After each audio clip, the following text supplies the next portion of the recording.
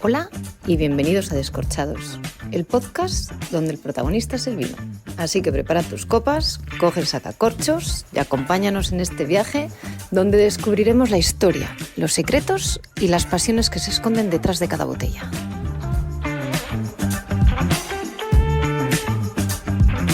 Muy buenas descorchadas y descorchados, ¿qué tal estamos por ahí? Nosotros aquí grabando otro episodio en un sitio que ya es el segundo que hacemos desde aquí, desde La Pipa, y tratamos, vamos a ver si podemos continuar aquí. La idea es seguir grabando desde este sitio desde esto que es un yagar de piedra muy con historia y tratando de mejorar un poquitín la calidad del podcast en vídeo y en audio, que es un poco lo que queremos hacer.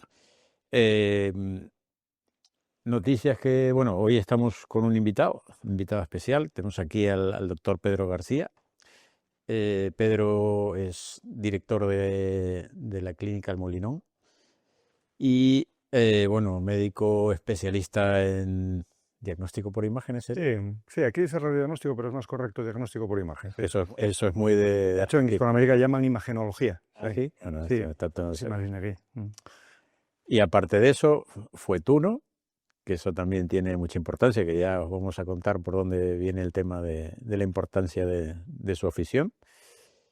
Y aparte, bueno, un gran aficionado al mundo del vino y copropietario de una bodega en el Bierzo. O sea que tiene todos los ingredientes para que el podcast nos salga muy, muy redondito y disfrutemos aquí de unos vinos. Hoy, bueno, contamos con Felipe y con Tano también, que Leti la tenemos todavía de viaje por México, estará llegando estos días. A ver si al próximo episodio ya la tenemos con nosotros. Y nada, vamos a ir arrancando un poco para que te presentes, aunque ya te hicimos una pequeña presentación, pero bueno, cuéntanos un poco cuándo comenzó tu afición un poco por el mundo del vino. Pues prácticamente, bueno, gracias por la invitación, estoy encantado de estar con gente tan buena.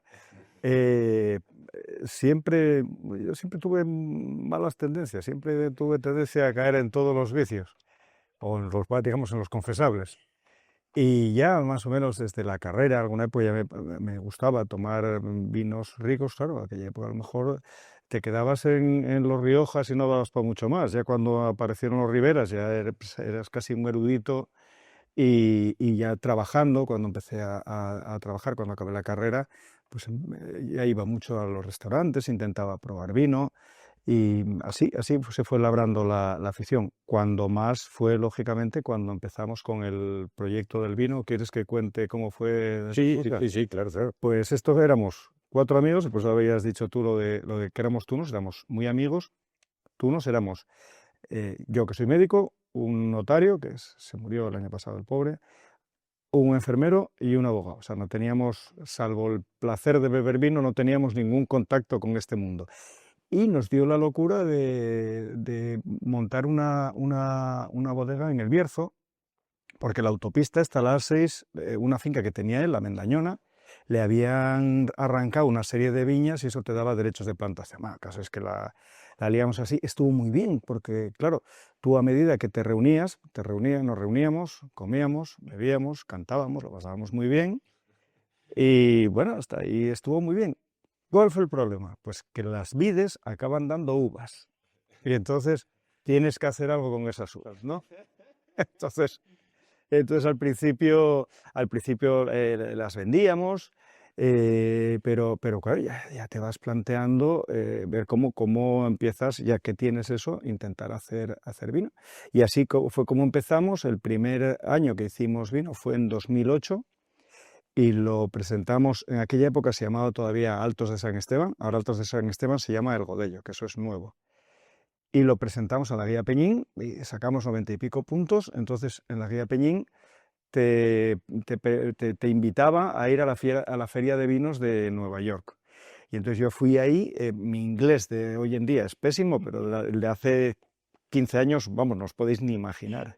Y allí, como gato panza arriba, pues encontré un distribuidor, encontré el típico anglosajón, esto que tiene un carácter latino muy amable, entonces hablamos Spanglish los dos, nos entendimos, me presentó a una que tenía una cadena de restaurantes, ahí llegó el distribuidor que tuvimos en América cuando empezamos a exportar, pero bueno, sí, imagínate yo explicándolo, me pregunta, ¿qué tipo de uva es? Y yo decía, Mencía, no Spanish name, English name, but it's like Cabernet Franc. Y entonces empezaba a contar la milonga de cómo vinieron estas uvas aquí, entonces dices, el Camino de Santiago. Camino de Santiago, ¿cómo se dirá Camino de Santiago en inglés? Y yo decía San Jack Way. Bueno, y entonces que los peregrinos traían Cabernet Franc y la Cabernet Franc aquí adaptada dio la Mencía, y ahí más o menos fui defendiendo y conseguimos. Fue el primero, sí, fue el primer país al que exportamos. Entonces en aquel momento luego se cambió. Porque tenemos dos fincas, una se llama San Esteban del Toral, y la otra La Mendañona.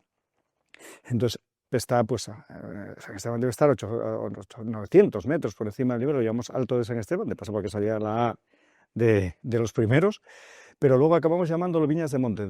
Empezamos a hacer una gama más simple, digamos, el equivalente, dirías, en Rioja, a lo mejor el crianza, el que tenía a lo mejor 12, 15 meses de barrica.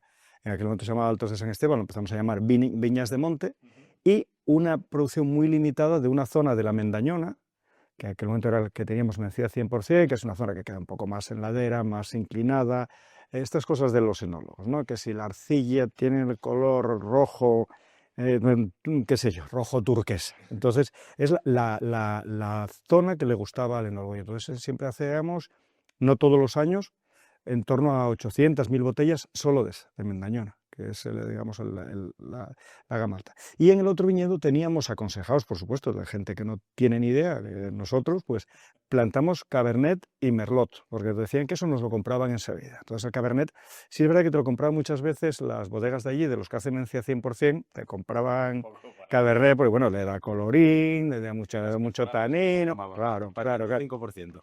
Efectivamente.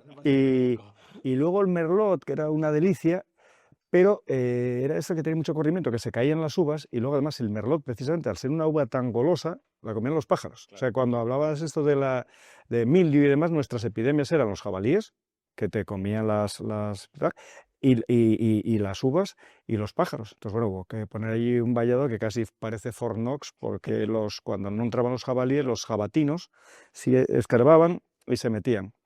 Y eso lo tuvimos tiempo, que lo usábamos, bueno, para añadir a las gamas bajas a la Mencía.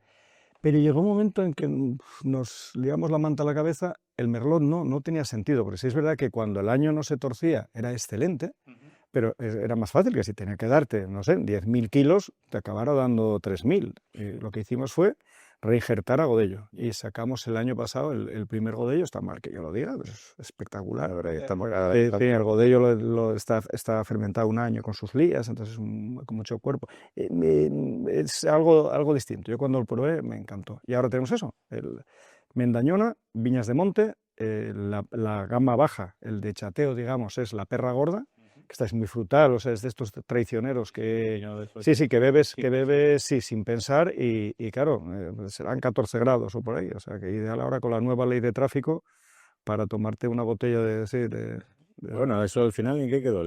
De momento nada. Se dice que en un mes entra, ¿no? ¿En un mes dicen? Decía, ¿no? Sí, me lo dijo esta mañana. Pues yo recibí la noticia, no escuché nada. Esperemos que se mantengan. Sí, porque bueno, es que si no, para el hostelería va a ser un palacio. Que si no... Sí, bueno, ¿qué es de los 0 o qué? ¿De los 10? 0,10 o 0,10. Sí. No me hice. Sí, claro. Y la parte esa de que... Claro, cuéntanos un poco en la parte cuando ibas con el grupo, con la tuna. Con los tunos que ibais por ahí, y claro, que lo que nos habías comentado antes, ¿no? Que en vez de repartiros la pasta que cobraban... Ah, sí, en la tuna mía es muy típico que las tunas siempre, bueno, la tuna de hecho se inventó explícale a la gente qué es una tuna, porque vale, me imagino que habrá un mogollón de gente que no tendrá ni idea. Bueno, hace nada en Cádiz tuve que explicarlo en mi inglés chapurrante y en francés, y teóricamente me entendieron, o sea, en español se me dará horas. La tuna es una tradición universitaria. Esto ya arranca, pues a lo mejor, no sé si los primeros noticias vienen pues, del siglo XII, por ahí, que querían poner multas a los estudiantes que cantaban por la noche. Era muy típico de estudiantes pobres que iban a ganar a comer la sopa boba y cantaban a cambio de que les diera comida y demás. Y lo típico de lo de llevar la beca, que llevamos siempre, es la tela que representa tu universidad, pues tu facultad, perdón, medicina es amarillo, derecho es rojo. En aquella época representaba a tu mecenas, o sea, tú eras un pobre de solemnidad, eras buen estudiante, entonces tu mecenas era el obispo de Astorga, y tú, entonces llevabas la beca del obispo de Astorga, luego ya fue cambiándose a la facultad.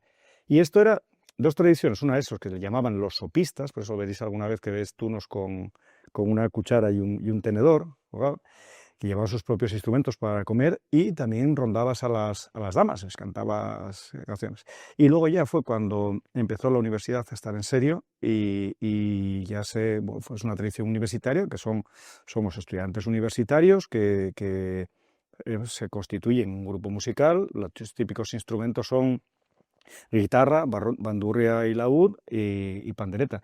Pero la cosa sobre todo el siglo pasado fue muy potente, el siglo XX, y se fue sofisticando, entonces se fueron añadiendo instrumentos a lo mejor de Hispanoamérica, pues el guitarrón mexicano o instrumentos de estos, el cuatro, el contrabajo, ya fueron más, pero lo típico era siempre guitarras, laúdes, bandurrias y la percusión, panderetas.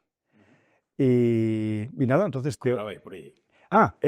eso, actividades. Sí, es que con el Alzheimer lo tengo hoy en la zona. Por un lado, sales manteniendo la tradición de vas a cantar a chicas, a las novias, a la novia en singular de alguno, o a amigas tuyas, o vas ahora no sé si sigue habiendo, los colegios mayores de chicas. Ibas, cantabas, y ahí las monjas te daban un poco de vino a tomar. Cantas también por los bares, te invitaban a lo mejor a tomar algo.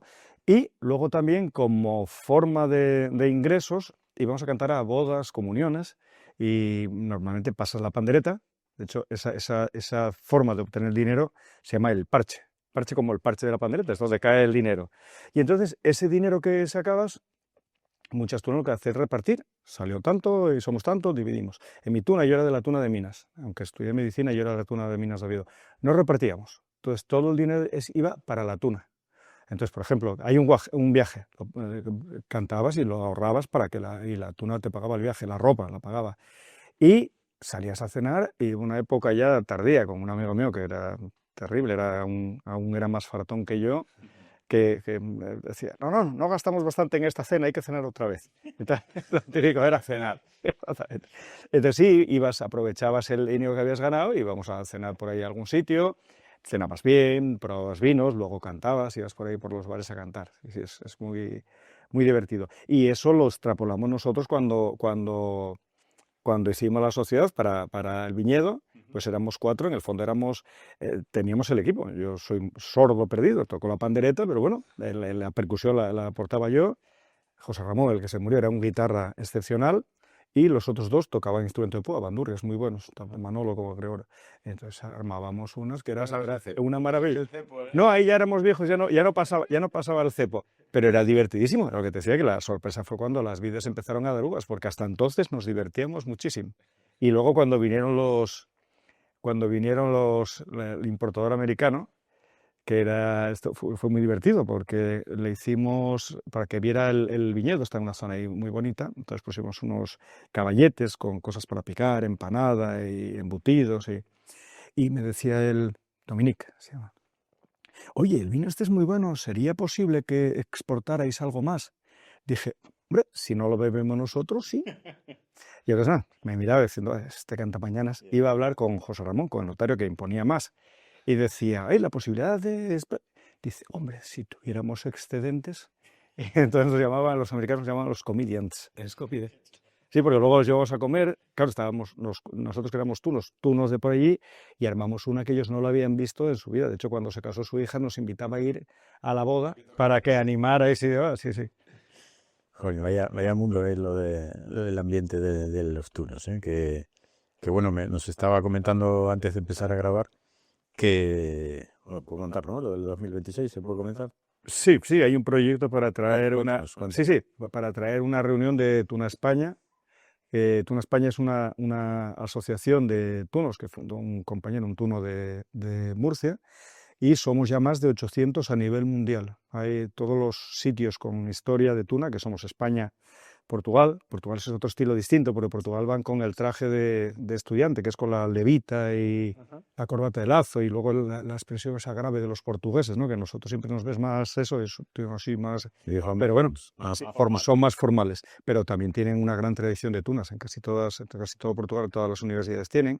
Después en Italia, el equivalente español son los goliardos, que son la misma historia, lo de los opistas y cantar a las chicas. Lo que pasa que, como decía Forges, el dibujante, los italianos son como los españoles, pero con marketing. Claro. Entonces allí lo que tienen tienen un apodo simple como los nuestros, es el marqués de no sé qué y esas cosas. Hay en Holanda, en Eindhoven y en Nimega, hay zonas así de hispanófilas o que estudian español o tal, pero hay veces que hablas con los holandeses, no hablan una papa de español, pero cantan clafelitos y la compostelana. Sí, sí. Y luego en Hispanoamérica muchísimo. Muy potente México, también Colombia, Venezuela, Perú. Sí, sí. Y periódicamente se organizan reuniones que llaman juntamentos. Este año pues hubo, no sé si uno en México, otro en Colombia, aquí fue en Almería, el otro día en Cádiz que estuve yo, siempre intentamos.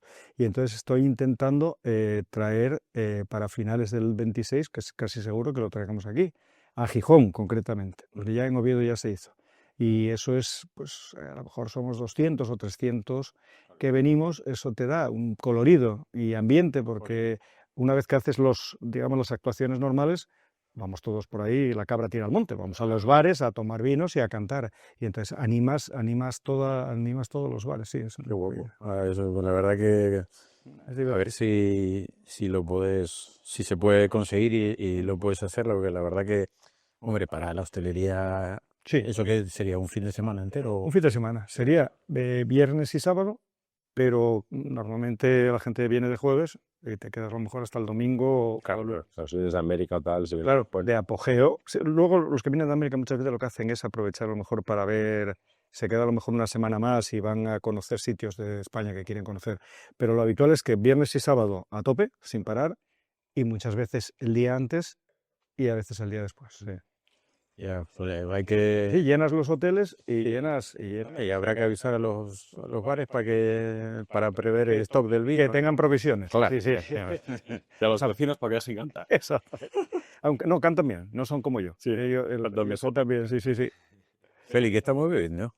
Bueno, estábamos viendo un poco, estamos viendo cosas, distintas. Esto, random, pero ahora tampoco, pero muy ricas. Esto es una bodega que se llama Vela de Capucha, que me gusta mucho, que está en la zona de Lisboa, que trabaja en natural. Y ahora está poniendo un vino de Eslovenia, de un productor muy chulo que cogimos, que se llama Marjan Simsik. Y estamos tomando su Sauvignon Vert. Esto es un vino de, un tipo de suelo que se llama Opoac, que es bastante famoso, Opoka, en Eslovenia, y lo que hacen es elaborarlo en unas ánforas que fabrican con piedras de la misma finca, de ese mismo finca. Hacen las ánforas con las que lo elaboran, un poco de maceración con piel. Y bueno, este es uno de los Gran Crus, ¿vale? De nombre Ronsengla, se llama el Gran Cru. Producto muy, muy interesante. Llevábamos tiempo siguiéndolo y nada, estará por aquí, por España, ya dentro de nada. Vinos muy interesantes. Principalmente, elabora Ribola Gaya principalmente, Chardonnay y un poquito de Sauvignon. Pero principalmente Ribola. La verdad que está muy bueno. Está bueno, sí. Así de mineral.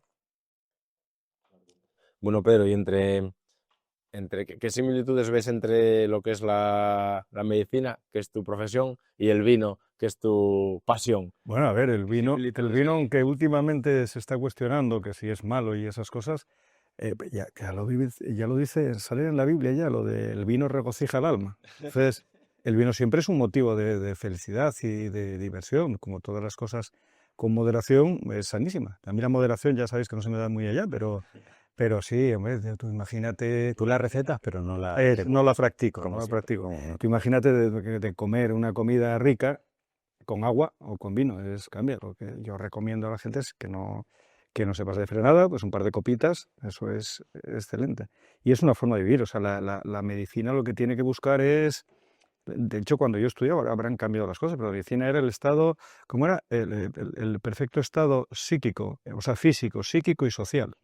La, la felicidad forma parte de la salud. Entonces, si tú te diviertes con gente que quieres, en tu casa, con tus amigos, vas a ser más feliz, vas a liberar hormonas buenas, vas a liberar dopamina, vas a liberar serotonina, vas a ser más feliz y tu cuerpo va a estar mejor. Con lo cual, yo creo que disfrutar de la vida es algo fundamental para estar sano. Sí, al final a veces nos obsesionamos un poco Con la salud. con la salud, pero y en comer sano, en Claro, esto, no yo lo aquello, que y digo tal, y a veces siempre es es el equilibrio. sí, intentar disfrutar de las cosas y no percibirse como enfermo. O sea, todos tenemos achaques. Claro, tú mírate, si tú a los 20 años tienes los achaques que tienes ahora, no te levantas ya de la cama, como te tiras directamente por la ventana. Pero ahora me preguntas, ¿eres sano? Estoy sano, tengo 1000 chorradas, pero si tú te percibes sano, tu organismo y tu mente va a funcionar como sano. Entonces, ser hipocondríaco es siempre una mala inversión, sobre todo para el que lo es, que no lo pueden evitar. ¿No? Yo soy lo más tranquilo y de hecho ya tú me conoces más, sabes que es muy raro que yo diga, "Buah, eso es muy preocupante". Ya, ya, Mm, ya, ya. mm. Sí, no, hombre, al final siempre pones un poco dentro de una lógica, pero al final eh, lo que acabas de decir, ¿no? Que hay que vivir, disfrutar con moderación, beber con lógica, con cabeza, disfrutando de lo que estamos bebiendo, no beber Claro, simplemente por hombre, hecho de si beber. dices tengo una enfermedad, tengo un problema hepático, pues no, olvídate, no, ni te acerques. Claro. Pero estando sano, por tomarte una copa de vino, ¿cómo te vas a comer un chuletón con agua? Mm. Yo creo que viene una generación, o eso es lo que parece, De Monster. sí, el Monster, no de agua, de beber mucha bebida energética y poco vino. Y, y es verdad que yo creo que es una tendencia a esa vida como más Además, sana. peligrosa, porque todas esas bebidas energéticas te acaban creando un juego de neurotransmisores en el cerebro que complican las cosas. Lo mismo que, por ejemplo, la bebida energética por naturaleza, que encima es muy sana, el café. La cafeína, de hecho, yo creo que casi no hay ninguna sustancia que haya estudios que demuestran que mejora o que prolonga la longevidad, son el café y el cacao. Son dos cosas naturales excitantes. Pero claro, tú cuando estas bebidas excitantes llevan de todo, con lo cual estás manteniendo a lo mejor el nivel de alerta para la juerga de una forma artificial y eso es malo para la salud. Sí, sí. Mm. Sí, pero que quiero decir que igual lo centran mucho en el alcohol y hay otras sustancias que toman Ya, que no la centran, o sea, no lo ven como tan malo, pero sí que yo creo que hay una tendencia que viene, lo hablan en Estados Unidos, que está disminuyendo el consumo de alcohol y que hay como una degeneración muy, muy healthy y tal, y que intenta ir a restaurantes y beber vino sin alcohol. Bueno, de hecho, ya está habiendo demanda de vino sin alcohol. Si es vino sin alcohol y agua, ya no te digo nada. Pero beber bebidas energéticas, eso sí me parece contraproducente. complicado. Sí, bueno, es que al final criticamos o la gente un poco que lo que decías, ¿no? Que apunta un poco al tema de salud un poco obsesivamente, eh, pone en tela de juicio los efectos del alcohol o del vino, pero sin embargo nunca se cuestiona el tema de las bebidas energéticas y que encima las mezclan con alcohol. Que dices, ostras, es que... Bueno, Y con destilado. claro, que ahí es la parte, sí, ahí es la parte no saludable, porque la gracia de beber vino, de beber bebidas fermentadas con poco alcohol es que si acabas, como dicen así los piripi, si acabas es un proceso, una transición. Tú estás con los amigos y cuando llevas 3 horas charlando, pues bueno, estás a lo mejor un poco alegre.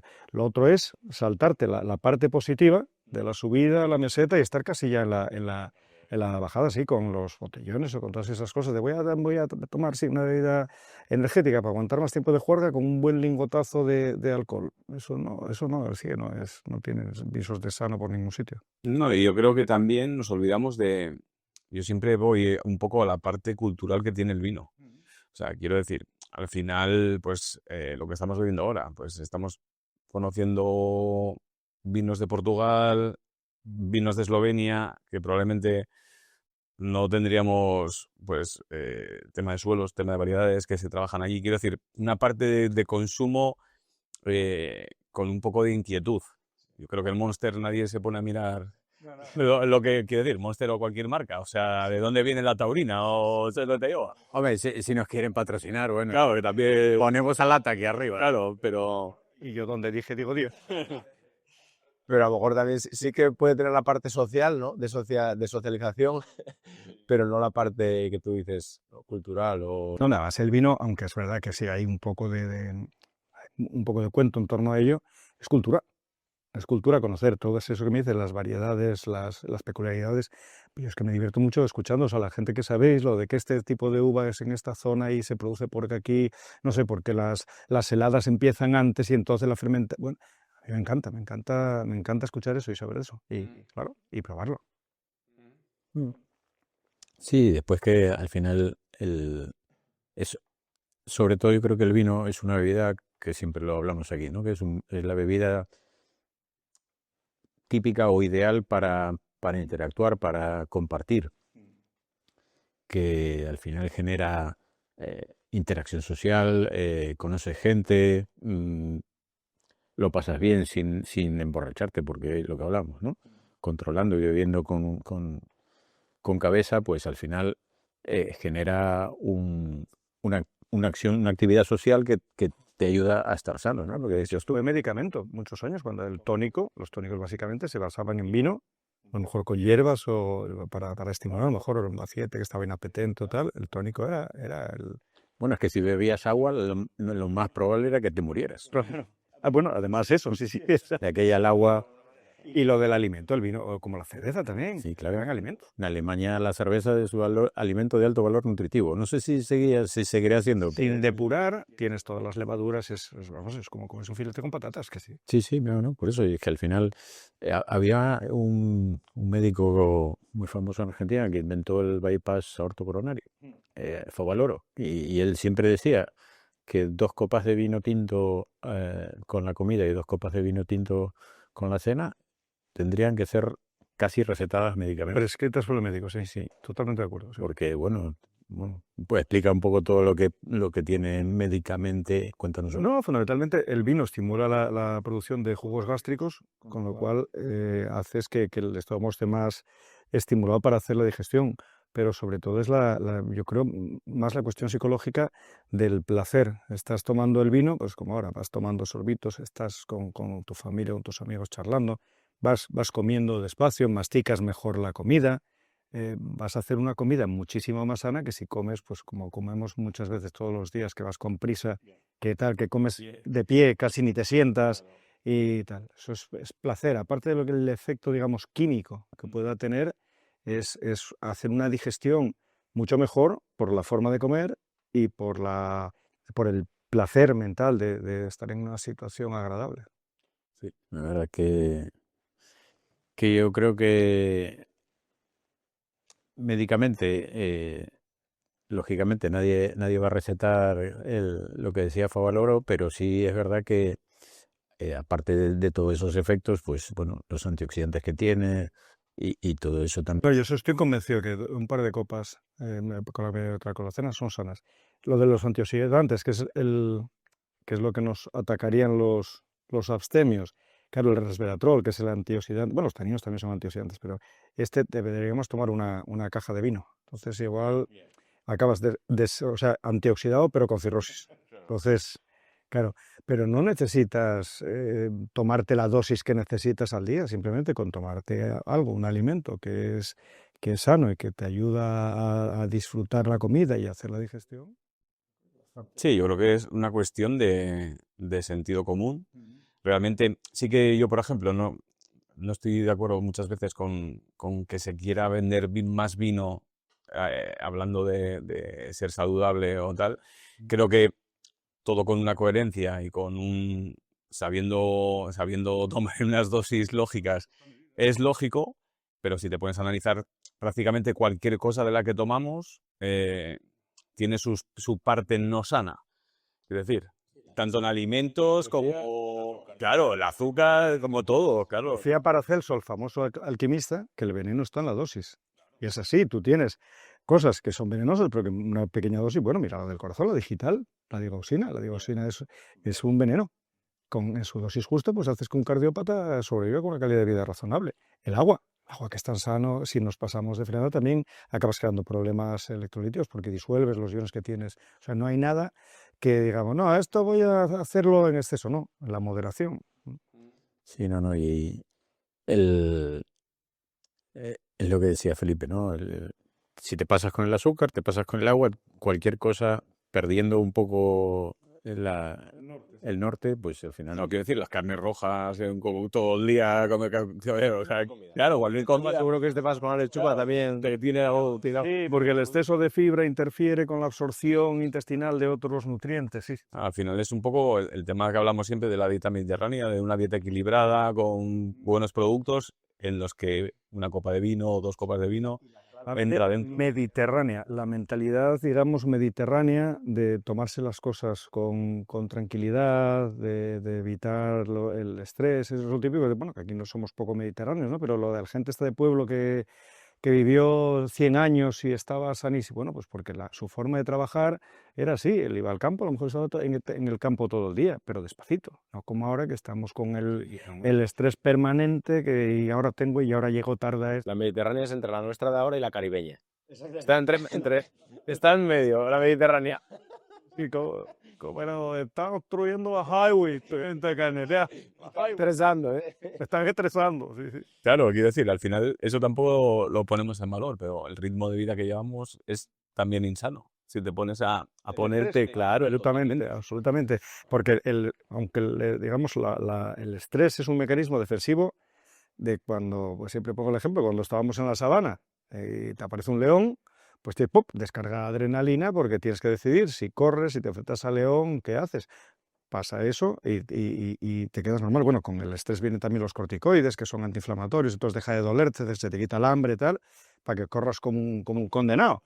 Pero claro, aquí el problema del estrés es que estás como si el león estuviera detrás de ti todo el día y eso ya no es bueno porque es la adrenalina, el predominio adrenérgico sobre, ¿sabéis? El simpático y el parasimpático, ¿no? El parasimpático es el vago, el de vivir normal, el simpático es el del estrés, estás medio taquicárdico, tienes más corticoides de la cuenta, con lo cual estás un poco inmunodeprimido. Eso no, el estrés está pensado para ese momento en concreto y salir del bache, no estar 24 horas al día. Pues porque tu jefe te persigue, porque te va a meter un puro Hacienda. Claro, eso es anómalo. Y 2 generaciones antes no se estresaban. Sí, por lo que acabas de decir, a ver, lo de... La Hacienda. Sí, también. Pero que el estrés genera inmunodepresión y ahí el otro día estaba leyendo que hay estudios de que 1 hora de estrés genera una inmunodepresión tan alta que esa persona tiene altas posibilidades de coger una De casi todo, porque sí, pero la infección, pero luego además tienes, yo no me acuerdo las cifras, pero nosotros estamos produciendo células cancerosas, o sea, malignas, no tumores, no, malignas, pues no me acuerdo si era no sé cuántos cientos cada minuto. Y nuestro sistema inmunitario llega, pues se las carga y sin problema. Si tú tienes esa inmunodepresión mantenida, corres, claro, es la ruleta rusa, disparas muchas veces la ruleta rusa, tarde o temprano te va a salir la bala. Sí. Sí, el estrés es malo para todo. ¿Y mejor blanco o tinto? Para Yo creo mejor disfrutar, pero bueno, el tinto tiene la ventaja de que tiene más antioxidantes. El tinto es el del resveratrol, porque habitualmente los antioxidantes están en la piel de la uva, entonces los blancos suelen tener menos extracción de la piel, el tinto sí, y ahí está el famoso resveratrol. Pero si quieres blanco, compras la pastilla de resveratrol en la farmacia. Y la metes dentro de la copa. No, hablan de pero mucha gente tiene la idea de que como los blancos tienen más azúcar, que yo creo que es un error. Quiero decir, al final tienen menos alcohol, azúcar, los que son secos tienen el mismo que un tinto, o sea, no hay por esa parte, no creo que tal. Y después tenemos lo que tenemos aquí, que es un pieles. Hemos dado un blanco, pero con piel, entonces ya tenemos también... Claro, tiene... Ahora ya se hacen blancos con crianzas con las pieles durante meses. O sea, realmente hay un poco de... Sí, son blancos con estructura de tinto. Claro, sí. Vale, explica un poco qué es un vino con pieles, que ya que está. No, realmente los blancos se elaboran prensando la piel, se retira la piel y se deja solo lo que es el líquido y se fermenta el líquido. Pero los orange wine o los vinos de naranja, pues lo que se mantiene con las pieles como si fuera un tinto.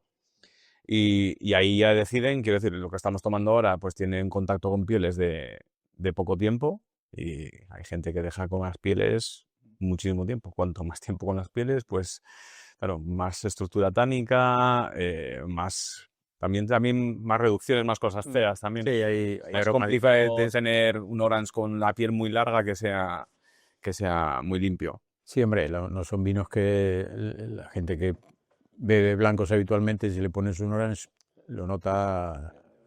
Pero bueno, hay tendencia, ¿eh? O sea, hay gente que te viene buscándote, y sobre todo para el tema gastronómico.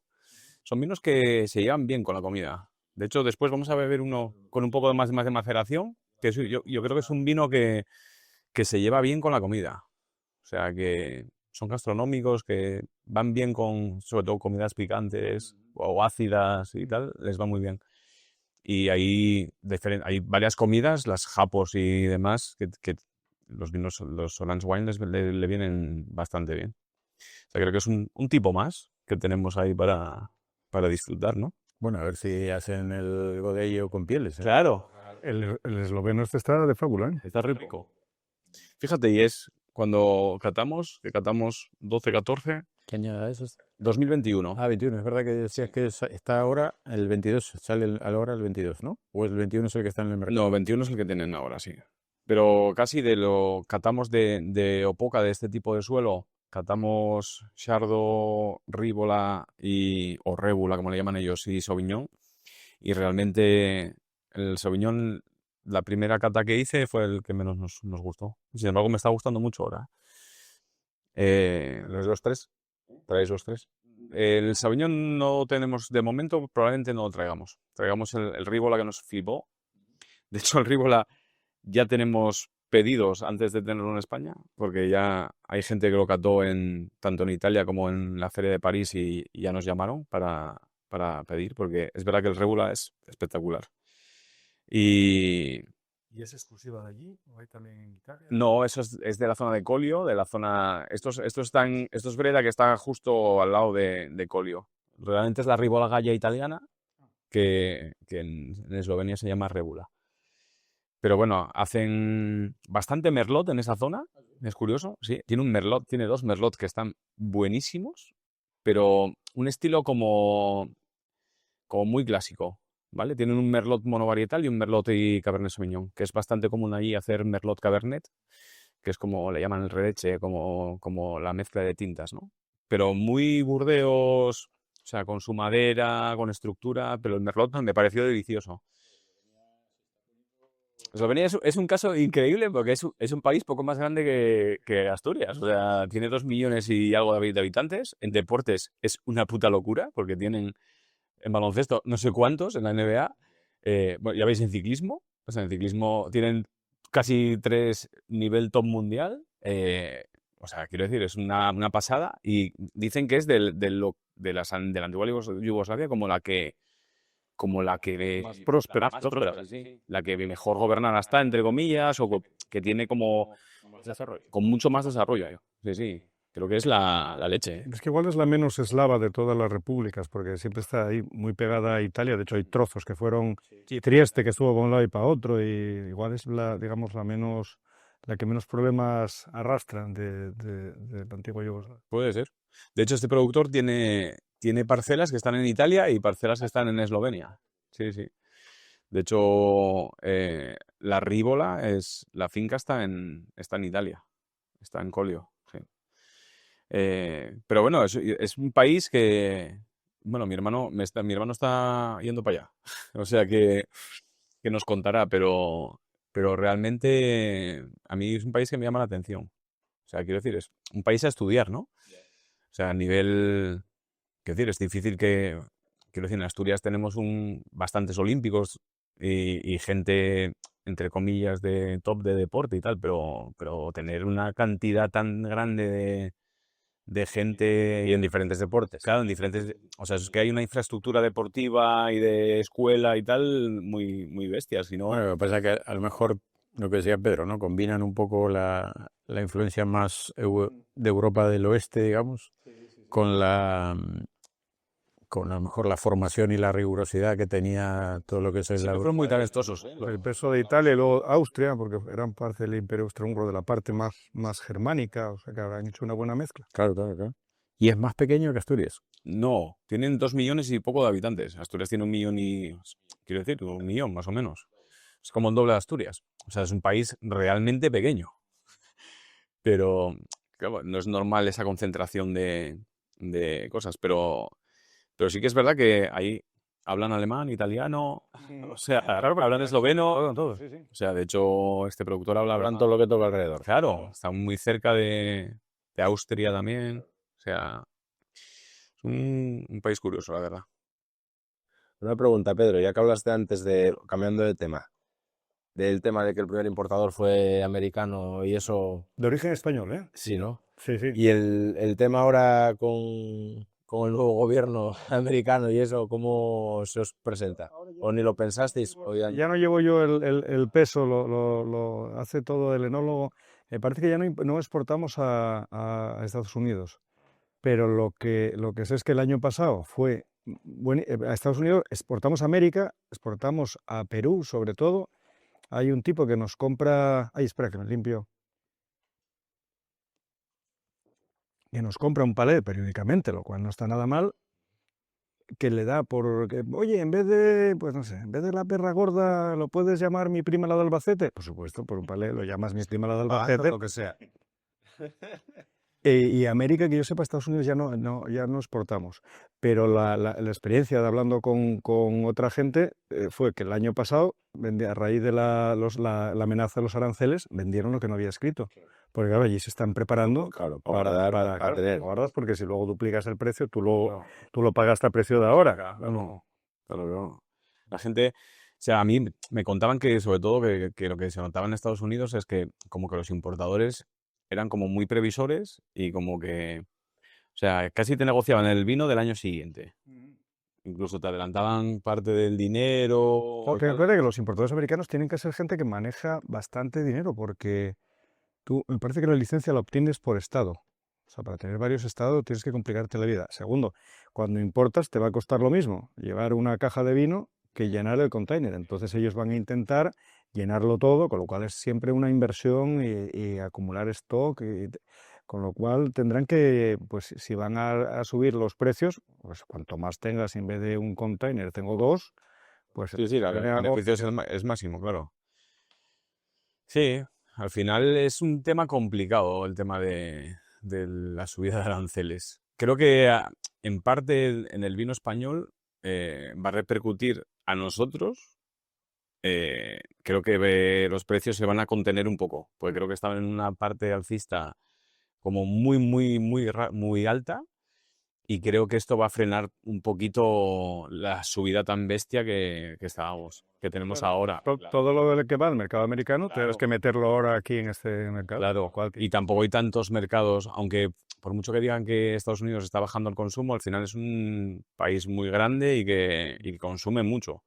Entonces, al final, yo creo que muchas bodegas que vendían mucho fuera van a tener que... Pelear ahora por el mercado de aquí. Claro, de hecho ya están hablando, a lo mejor a nivel nuestro, de negocio nuestro, no, pero a nivel de estructuras más grandes, como que ya empiezan las bodegas a llamarte, a arrimarse, oye, esto podemos hacer aquí, claro, podemos hacer un poco de promoción aquí y tal. Y te miraba. Claro, exactamente, que no te cogen ni un teléfono. Y ahora ya como que ya se están centrando, están viendo que tienen que centrarse más en el mercado interior, que es el que va a estar ahí. Que también está bajando. Que también está bajando. Claro, de escala probablemente, pero... Sí, sí. Diseño más original. Sí, esto es Portugal también. Sí, 100% Vital, una variedad de la zona de Lisboa que se llama Vital. A mí me gustó. Es verdad que es peculiar, aquí piel mucho más larga que la anterior, pero también muy limpio, natural, pero muy, muy limpio. Pero sí que tiene ese punto como, no dulce, pero como bastante maduro en boca, ¿no? No sé si es... Toca ahí como naranja también. Sí, Enfritado parece un poco. pero fíjate que esto tiene bastante piel y el vino es muy, muy chulo en nariz, ¿eh? No tiene casi defecto. Sí, lo de la naranja no sé si es psicológico, de ver el colorín, pero sí. Sí, eso que os digo, que da una sensación como dulce. naranja confitada, sí. Sí, Sí, como las pieles estas con chocolate. Correcto. a mí es un vino que me gustó, pero como siempre digo, hay vinos que me gustan mucho, pero que me costaría una segunda copa. Pues de este, y como los Orange me suele pasar. O sea, son vinos, claro, son vinos que me interesan, disfruto a lo mejor una copa, pero una segunda copa. Sí, igual te resulta cansino, ¿no? Y este es un caso. O sea, yo esto, por ejemplo, media copa, una copa, lo disfruto mucho. En un maridaje, por ejemplo, iría muy bien, porque bueno, pones una copa para un determinado plato. Para un plato, sí, la gama de platos que transmite este lugar, todo con normal, claro. Sí. Esto va desde un pescado graso a la brasa hasta una chuleta, sin problema. O una fabada, vamos. Y eso que dentro de los Orange, o sea, es bastante liviano, tiene buena acidez. Y después no es de esos vinos como muy cargados también de tanino y tal, como que se te hacen mucha bola. No, y tiene sí que tiene o sea, tiene esa mineralidad un poco de que te deja la sequedad un poco aquí en los lados, ¿no? Los pavos un poco de la... Hablando de todo un poco, tenemos que ponernos a entrenar un poco, que tenemos en breve el Campeonato de España de catas ciegas por equipos Y aquí estamos. y aquí estamos. Casi, bueno, hoy estamos entrenando, sí. Sí, sí. Yo estoy de médico del equipo, por si le da un pampurrio, para poner ahí una tirita o una cosa así. Bueno, ¿y proyectos ahí con el vino? ¿Proyectos nuevos? Bueno, de momento No. estamos Meterle ahí caña al godello. algo de ello, sí. Sí, Porque hay que aprovechar que está del vale bien. ¿Cuánto hacéis? Eso, ¿cuándo tenéis planta más o menos de El godello? godello que tenemos, 3 hectáreas, me parece. 3 hectáreas. Mm. 3 hectáreas y que a la media que serán 5.000 o 6.000 kilos. Si lo van al máximo. No sé decirte porque yo soy un absoluto desastre. 7.000 botellas redondeando, así a bote pronto. Pueden salir. Más o menos, bueno. Pueden ser alguna más. Pero... Sí, dependiendo un poco. Y bueno, al final vosotros en esa zona, el godello es una de las variedades autóctonas de allí. O sea, no es como cuando Rueda, por ejemplo, está planteándose poner godello porque como está de moda, vamos a matar el godello. La justicia. Creo que Bierzo es una zona en la que históricamente... Es verdad que es una zona también que vendía mucho a Valdeorras. O sea, de hecho, La misma uva. claro, hay muchas bodegas que, curiosamente, cuando había mal año en Valdeorras, no hacían vino. Curiosamente, es una cosa como rara. Y que en los pueblos típicamente lo que tenías en la misma viña eran muchísimas cosas distintas, porque cuando iba mal una iba bien otra y lo mezclaban todo y se acababa un rosadín que bebían a vasaos. Pero sí, yo si volviera 30 años atrás hubiera plantado lógicamente Mencía y Godello, porque si es la uva autóctona de ahí, es que es la que se adaptó bien. Plantar sí, está muy de moda, no sé, pero no sabes si no está pensada para el Bierzo, está pensada para otro sitio. Sí, igualmente las plantaciones como más antiguas en el Bierzo están muy coplantadas. O sea, tienen merenzado, tienen lo que llaman portuguesa, tienen palomino, exactamente, hay godello, hay Alicante Bouchet, hay un poco de todo. Tiene sentido por lo que hablábamos. Si te madura tarde esto, se te joroba. Sí, que por lo que sea. Las Más otras, corto, claro, las otras vides estaban bien, con lo cual tú tenías vino. Sí, no, sí, al final la gente era sabia por naturaleza, o sea, porque lo hacían así, porque Bueno, eran sabios por experiencia. Claro, porque... No, y por lo que decíamos, porque el vino era alimento para ellos. O sea, era parte de su dieta. Entonces, claro, el no tener vino para ellos era un problema también. O sea, Hombre, en el pueblo muchas veces merendabas vino con pan, claro. un vino con azúcar y pan, que estaba bien bueno, por cierto. sí, nos lo contaba Rodri, Germán, que decía que él tenía el recuerdo de su abuelo y que para merendar hacían pan con vino y azúcar y tal, y que él se acuerda de pequeño Y luego como reconstituyente, el ponche, ¿no? Entonces, sí, de gente antes se usaba, ¿no? El huevo con vino y azúcar. Y bueno, eso era alimento. Eso tengo yo, si pues os cuento una anécdota. Cuando era niño, pues pues no debía ni hablar bien, debía tener como 4 años. Mi padre había estado muy jorobado, no sé si es una neumonía o algo así. Entonces, después de curar más o menos, le daba a mi madre los ponches estos para fortalecer. Y había un perro del vecino que me caía muy bien, el Canelo. Y entonces llegó un día mi madre, por lo visto, y estaba toda la cocina llena de vino y de azúcar. Pero, ¿qué hiciste? Y dije, estuve dando ponches al Canelo. El perro aquel me adoraba, me adoraba. Sí, pasaba, pero estaba allí tirado, pasaban las vacas al lado del perro, el perro ni se inmutaba. Pero sí, pobre, joder, tuve que reconstituir al perro. lo tenías cao al perro. hostia, hombre, y al final, claro, la gente cuando iba a trabajar al campo y siempre la gente llevaba un poco de vino para la bota, La feria y tal. la bota y el porrón, que es algo que se perdió No, hombre, que el porrón hizo unos rieles, lo estuvimos hablando el otro día, que... pero es que hay que volver, hay que volver a imponer el porrón en los bares. Cuando lo descafeinaron, o sea, cuando descafeinabas eso de la bota, por ejemplo, para niños, preparabas el refresco, que era vino con agua y un poco de azúcar. Entonces ibas ahí a trabajar al campo y pegabas unos lingotazos ahí, bueno, riquísimo. Ah, mira, eso no lo he conocido. Sí. Ajá. Pues muy bien, pues nada. Bueno, vamos a probar ahí el último para Hay que probar el último, que que nos cuente Pedro un vino que le enamorara y esas cosas. Un vino que, ¿cómo diría Leti? Un vino que te emociona. te emocionaras. Palabras emocionadas. Últimamente, si no. No, a mí el que preparo eso que te acuerdas. es liga. Hace años, pues no me acuerdo cuántos años cumplía yo, no sé si igual cumplía 50 o así, y Duyos, que lo conoces, el eminente ginecólogo y gastrónomo de Santander, trajo, no me acuerdo dónde lo hicimos, en Arriondas, creo, trajo vinos suyos para acompañar el menú. Y entonces, que también es el mismo año tuyo, del 64 había un Marqués de Riscal. Somos del mismo año, pero él es más viejo, ¿eh? Pero yo murió. Lleves aquí unos cuantos capítulos sin decir nada. Y entonces Marqués de Riscal, claro, cuando aquella época era muy bueno, ¿no? Un Marqués de Riscal del 64, pero amigo, al lado estaba una Tash del 64. Y entonces probablemente fuera ese el que más me enamoró de todos los que tomé, sí. Que tampoco no estoy mal de paladar, ¿no? Ahí eso ya No, es que estaba. jugar en Champions. Fue probar el Marqués de Riscal del 64, estaba excelente, pero lo otro fue otra liga ya, un salto terrible.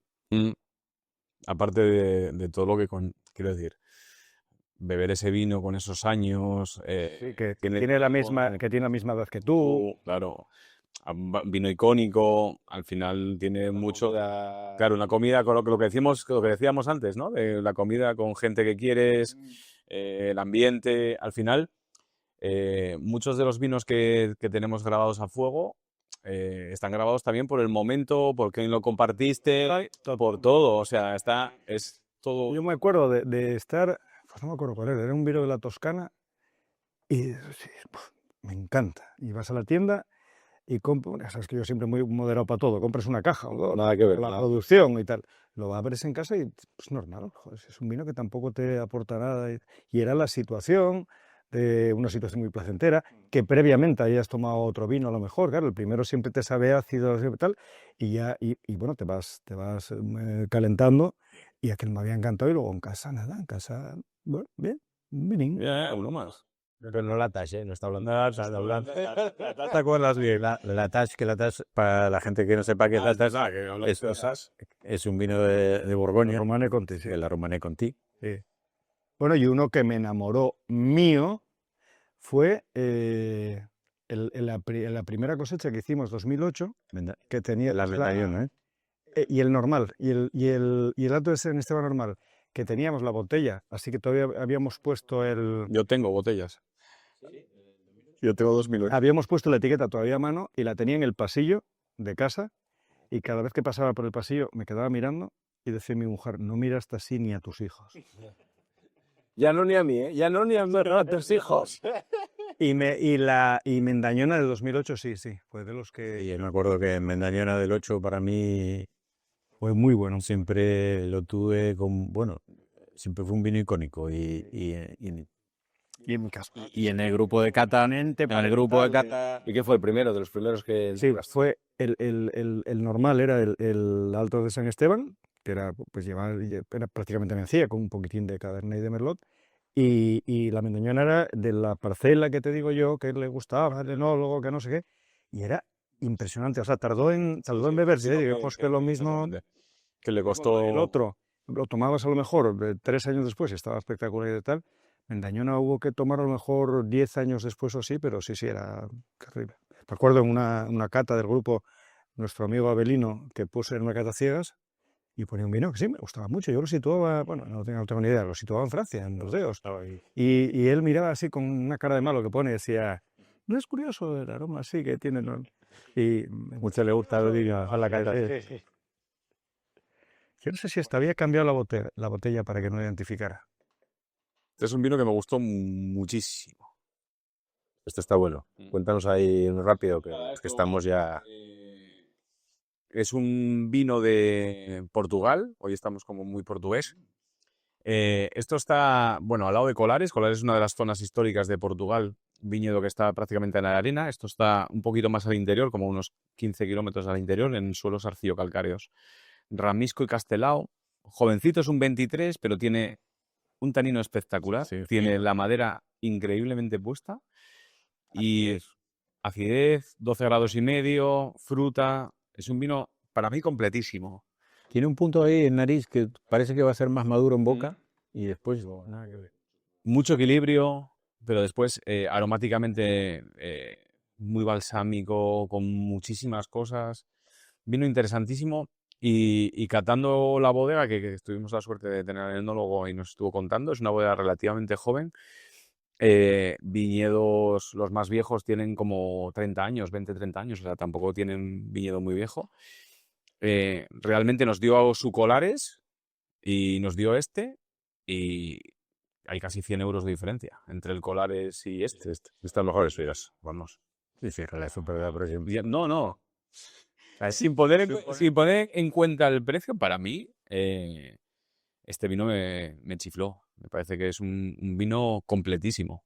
Que cuesta encontrarte vinos como con tanto equilibrio, ¿no? Que tengan tantas cosas y tantas cosas bien puestas. Porque es un vino que que aparte te apetece beber.